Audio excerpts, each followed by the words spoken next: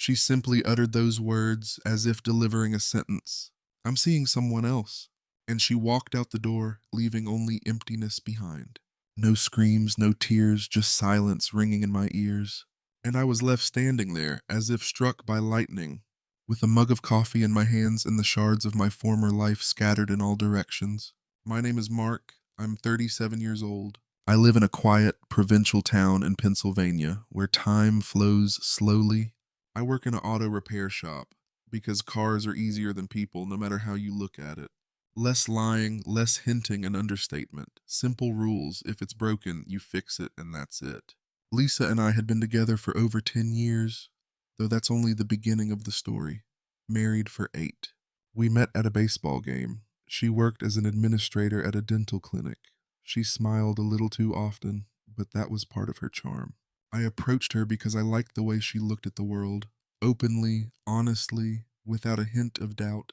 Everything was like in a movie, like in the most beautiful melodrama. Dates, our first trip to the lake, a Christmas proposal. We were never destined to become parents. Several attempts, one miscarriage, from which she couldn't recover for a long time. Then the doctor said the chances were close to 0. And we decided to live with it, together.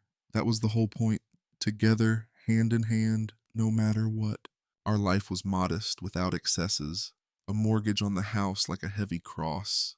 Mornings with omelets and coffee, the aroma of which woke us up in the morning. Friday pizza, binge-watching shows, trips to Walmart on weekends. Nothing glamorous, but I thought this is it, true happiness. Stability, trust. A home where you are always greeted with love and warmth.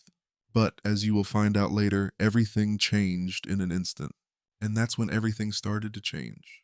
Little by little, she started staying late at work.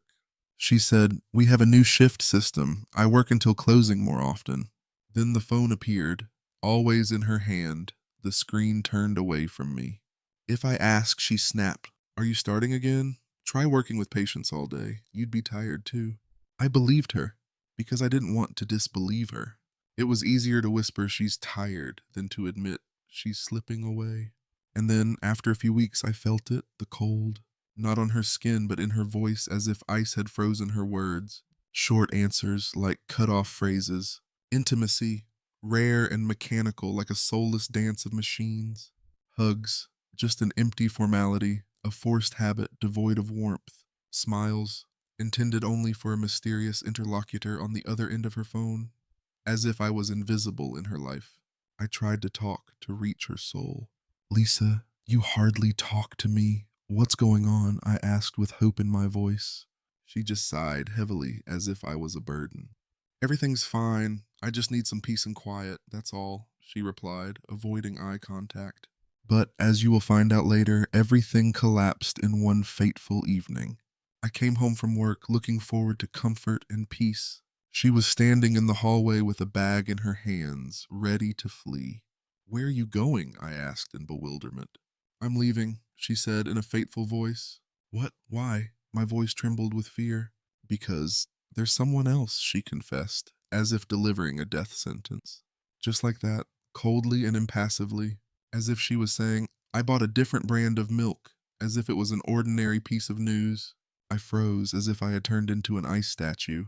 "Who?" I whispered, afraid to hear the answer. "It doesn't matter. We've been dead for a long time. I'm just tired of pretending," she said indifferently. I didn't know what to say. The words stuck in my throat. The coffee in my hand had cooled, as if reflecting the cold in our relationship. And as you may have guessed, my heart froze too. She walked past me like a ghost, opened the door to a new life, and left me in complete solitude. I didn't cry. The tears seemed to have dried up. In that first hour, I just stood there, paralyzed. Then I sat down in the kitchen, trying to understand what had happened. Then I lay down on the couch, feeling the world collapsing around me. And finally, I lost consciousness as if falling into a black hole. I woke up in the middle of the night, alone. The house seemed empty and echoing, like a crypt. The walls were pressing down and shrinking, as if ready to bury me alive. And in my head, like a broken record, the same phrase was spinning. "There's someone else." The next few weeks were hell, as if I was in purgatory. I tried to work. I couldn't. My thoughts were far away. I sat in the garage, smoked, stared blankly at the floor, trying to find some meaning in what was happening. Friends called. I ignored them, not wanting to see anyone.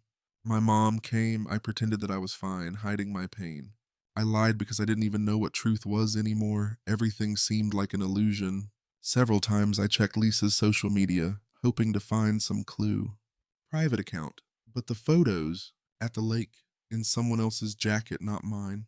In someone else's sunglasses, not mine. And nothing reminded me of me, as if I had never been in her life. I felt like garbage, an unnecessary thing, as if I was thrown away, without explanations, without regrets, as if I was used goods. But as you will find out later, a month later I started getting out of bed without much effort, as if coming back to life. 2 months later, I returned to the auto repair shop trying to forget the past. I lived, slowly but surely. I burned our photos, as if burning bridges to the past. I deleted her number, trying to erase her from my life. The wedding ring was removed and sent to the drawer of the table, as a symbol of the end of the chapter. I told myself that it was over, putting an end to this story as I thought forever. But as it turned out, it was just the calm before the storm, because she came back like a ship that had crashed in a raging sea. One night when I came out of the shower like a newborn, I heard a knock that sounded like a thunderclap. Opening the door, I froze, as if struck by lightning, not believing my eyes. It was Lisa. She had lost weight, her face was pale, and her hair was carelessly gathered in a bun, as if she had forgotten about her appearance. Her eyes were red with tears, like two scarlet flowers after the rain. "Hi," she said, breaking the silence with her quiet voice. "What are you doing here?" I asked, unable to hide my amazement. "Can I come in?" she asked timidly, as if asking for shelter. I didn't know what to say, as if my tongue had been taken away, but I stepped back, giving way to her. I let her in, as if letting in a lost soul, and she sat down at the table, as if a stranger in this house. She sat in silence, as if gathering her thoughts, and then quietly said, "I made a mistake." Her words sounded like an admission of guilt. "A mistake?" I asked again, not understanding what she meant. "That guy, he turned out not to be who I thought he was," she said, as if disappointed in her dreams. "Who is he anyway?" I asked, trying to understand who had ruined our life. "Danny, we met at the clinic. He was a patient. Then he started texting coming in," she explained as if justifying herself. "And you just left to him?" I asked, not believing that she could do that. "I thought a new life would begin with him," she confessed, as if lost in her illusions. "And now?" I asked, waiting to hear the truth. She sniffled as if trying to hold back tears. "He left. Maybe he kicked me out. I don't even know. I have nowhere to go, and I realized that you were the real thing. Always," she said, as if realizing her mistake. "And what do you want?" I asked, trying to understand her intentions. "To come back, to fix everything, to be with you," she said, as if asking for forgiveness. I looked at her and felt everything at once: pain, anger, pity, longing, everything mixed into one ball of emotions, as if a storm had broken out in my soul. I didn't say a word, as if numb from her words. I just went to the bedroom and lay down alone, as if in exile. When someone comes back, you want to believe that they have changed, that pain has taught them something. But the truth is that they usually come back not out of love, but because it didn't work out somewhere else. She stayed after that night, like a shadow of the past. I don't know why I let her stay. Maybe some small part of me still flickered, or maybe I just couldn't stand the silence, the empty nights, the absence of footsteps at the door, the absence of the question, "How was your day?" The next morning, Lisa made breakfast, omelets, as always, as if trying to bring back the past. She poured coffee into my favorite mug, the one I was holding when she left, as if trying to atone for her guilt. She sat across from me as if nothing had happened, spoke quietly, and looked guilty, like a repentant sinner. And I, like a naive fool, nodded in response. I listened carefully. I believed every word. And so we lived under the same roof again, but I was in no hurry to call it a return. It was more like trying to survive among the ruins left after the former happiness. She cleaned the house, cooked food, and sometimes cast hopeful glances at me as if waiting for a miracle. I tried to keep my distance, as if there was an invisible wall between us, but it was incredibly difficult because every touch burned with memories.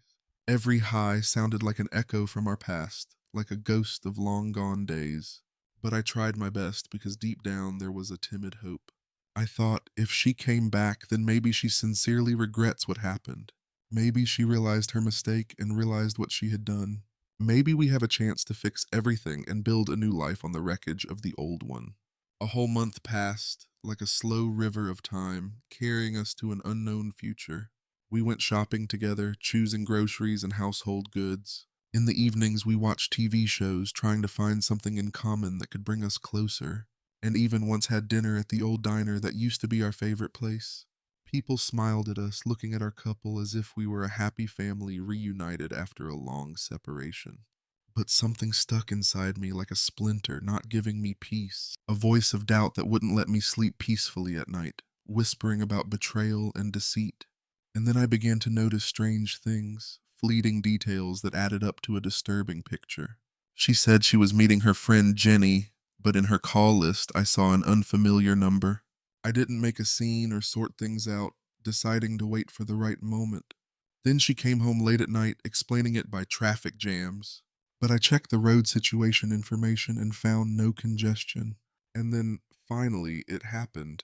I came home earlier than usual, catching her off guard. She said she was at work. Her car was parked in the driveway, as if mocking her words. Silence reigned in the house, broken only by the ticking of the clock. The bedroom door was ajar, as if inviting me to look inside. She was alone, but flinched when she saw me, as if she had been caught doing something reprehensible. "You're home already?" she asked in surprise, trying to hide her confusion.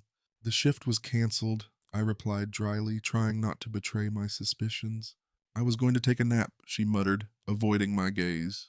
"Why aren't you at work?" I asked, not taking my eyes off her. "I felt bad," she said, and I knew she was lying. I didn't believe a single word she said, but I decided to remain silent, not wanting to see everything collapse before my eyes again. But fate decided otherwise, deciding to intervene in our game. I was at a gas station when I accidentally looked out the window and saw her. Lisa. She was getting out of a black pickup truck, like a queen leaving her throne. Some guy was sitting in the passenger seat. Young, in a sports jacket, they were laughing and their faces were glowing with happiness. She touched his shoulder as if conveying her love with a gentle touch. And then she kissed him on the cheek. I froze as if struck by lightning.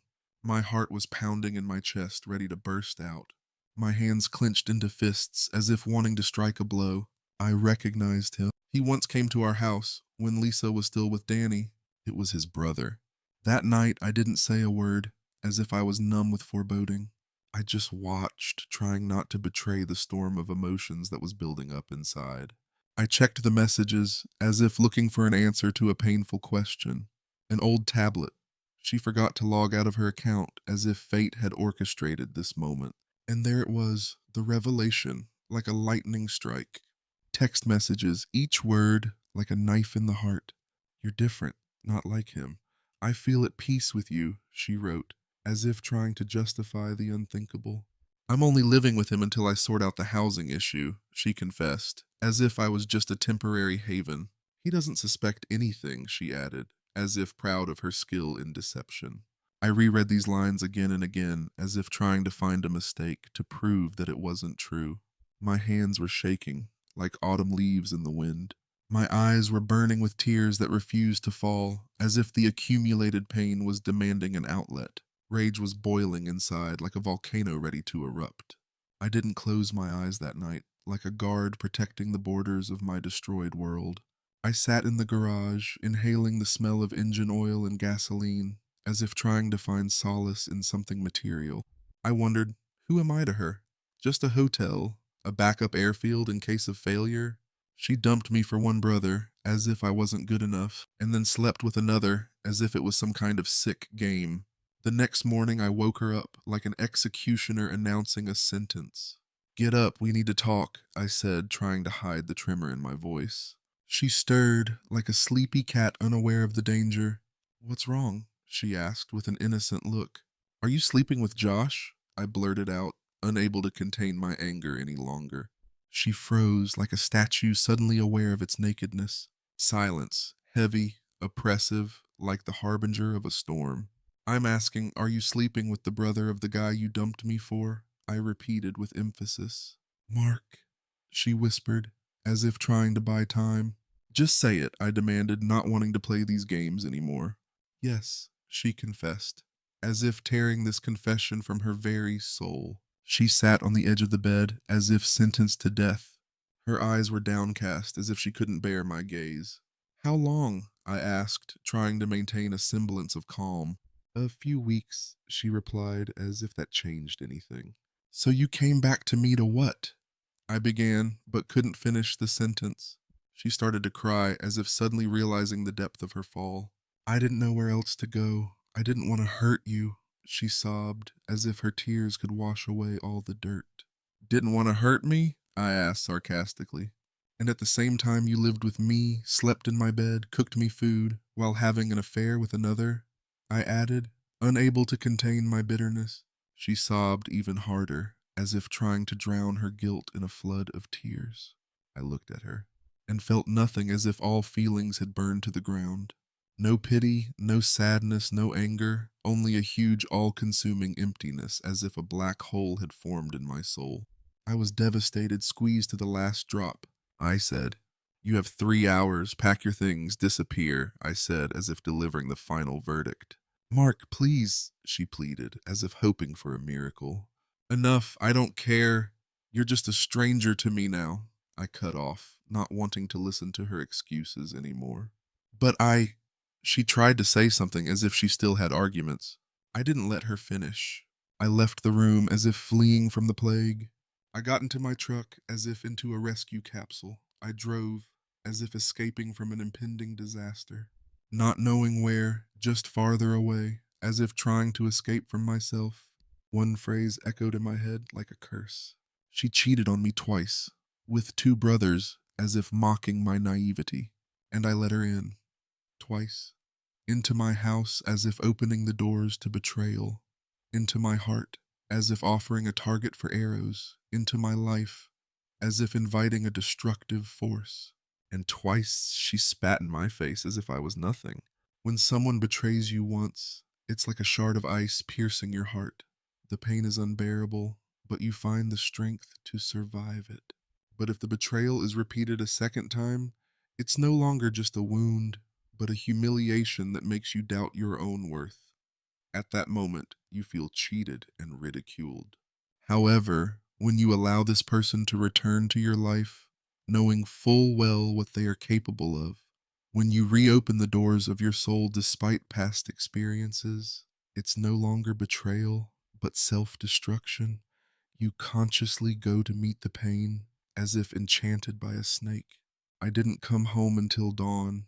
There was not the slightest desire to see her, to hear her voice, to breathe the same air with her. Every cell in my body resisted it. I knew that if I stayed, I just wouldn't be able to stand it.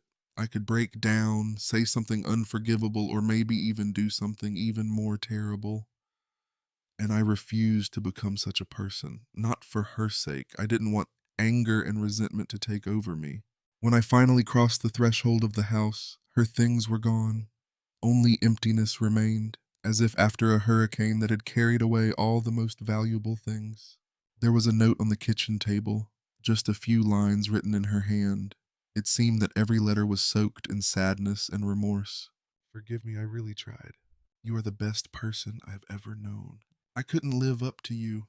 Lisa, I didn't reread it twice. There was no need to stir up the wound. I crumpled the note and threw it away, as if getting rid of poison. The first few days passed as if in a fog. Everything seemed unreal, as if I had fallen into a nightmare.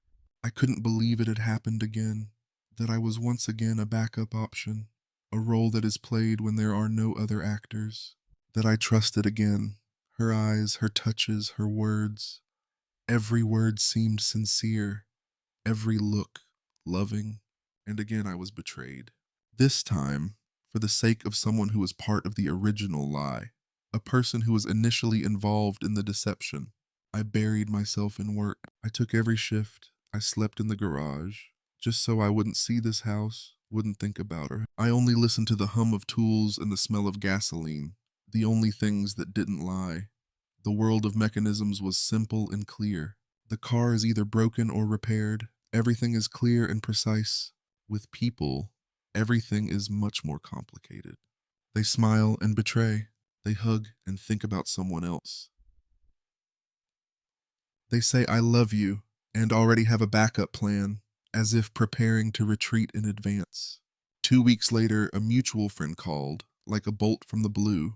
He asked if it was true that Lisa was living with Josh. I didn't say a word, I just hung up. There was no point in saying anything. Yes, she was with him. It was an obvious fact. Maybe they are happy now. Maybe they have found their happiness. Family dinners. You were with her in 2023. I took over the baton in 2024, as if it were some kind of trophy. Brothers, partners, rivals. Let them take her. I didn't care. I erased her from my life. Couple of months passed. I received a notification. Lisa had filed for divorce. The irony of fate. I signed the papers without reading them, as if surrendering to the flow of a turbulent river carrying me to an inevitable waterfall. As you will find out later, it was an act of despair and admission of defeat in a long and exhausting struggle. It all took 2 weeks, which seemed like an eternity filled with sleepless nights and agonizing reflections. These 14 days turned into a kind of purgatory that had to be passed through in order to gain a chance at a new life. And so it's all over. However, this is just the beginning of a new chapter, full of uncertainty and hope. No longer husband and wife, no longer we, but two strangers connected only by a shared past. Just two exes who know each other too well to pretend that they don't exist in parallel universes. You won't believe what happens next when these universes intersect. I started all over again. It wasn't an explosion, but rather a slow smoldering of old coals. No spectacular gestures, just small steps, like the timid steps of a baby learning about the world. I changed the furniture in the bedroom, as if trying to change the very atmosphere of the room, saturated with her presence. I remodeled the bathroom. Every detail, from the tile to the towel, had to be reminiscent of a new beginning. I threw away everything that smelled like her perfumes, her creams, her memories, her robe like a ghost reminiscent of past embraces. Our photos, capturing moments of happiness that now seemed like only ghostly visions. Her damn coffee mug with her name on it, which became a symbol of lost intimacy. I cleaned the house, as if sweeping out the last traces of her presence. Then I cleared my mind, as if erasing an old recording from a tape. 6 months later, as if after a long and painful illness, I took a breath and didn't feel pain, as if the wound had begun to heal. I didn't feel rage, as if the fire of hatred had gradually faded. I didn't feel haunted by midnight memories, as if the ghosts of the past had retreated into the shadows. One day I met a woman in the park, Lauren. It was a chance encounter, like a gift of fate. We talked. Nothing serious, just a light conversation like a breath of summer breeze. Just coffee, as a symbol of ease and lightness. Just laughter, like music bringing back to life. Just truth, like a revelation, freeing from lies and hypocrisy. And at that moment I realized, I am alive, I can feel. I can still feel, but now I do it more carefully, as if touching a fragile flower. Now I look into people's eyes longer, trying to discern the truth. I listen to the pauses between words, catching hidden meanings. And I believe not what people say, but what they do, because actions speak louder than words. A year has passed, as if an entire era separating me from the past. I saw Lisa again, in the grocery store, as if in a movie where former lovers meet. She was with Josh, holding hands. Both looked older, tired, as if life had battered them. She saw me, froze like a frightened bird. I nodded slightly to her, as if greeting an old acquaintance. I walked past like a ghost not worthy of attention. She didn't say a word, as if she was numb with surprise. And that was good, because there was nothing left between us. Nothing left, not even pain, only silence, as in an empty temple. Only silence, like a silent farewell. And now that it's all behind me, when I look back without shuddering, I want to say one thing to all those who have tried to forgive, who have believed, who have hoped. Sometimes people don't come back because they love you, but because they have nowhere else to go, as if they are seeking refuge from the storm. They come back because they need someone, anyone, to fill their emptiness, as if they are looking for a replacement for what they have lost. Don't be that someone. Don't let yourself be used as a temporary patch. Don't mend other people's wounds with your own heart because it will only lead to new suffering. Don't let love be an excuse to allow yourself to be trampled on because love should elevate, not humiliate. I learned to be alone, and in this silence, strangely enough, I found an inexhaustible source of strength. Finding myself in solitude became a kind of revelation that allowed me to look at the world with different eyes. I don't strive for the ideal, for that ephemeral picture that glossy magazines and romantic movies paint for us. No, I am looking for honesty, that undisguised truth that is sometimes so painful, but at the same time healing. And this search begins with myself, with a sincere look into the mirror of my soul. Now I know what betrayal looks like, this insidious monster hiding under the mask of friendship and trust. And I will never, under any circumstances, allow him to take a seat at my table again. I will not give him a chance to poison my life with his venom.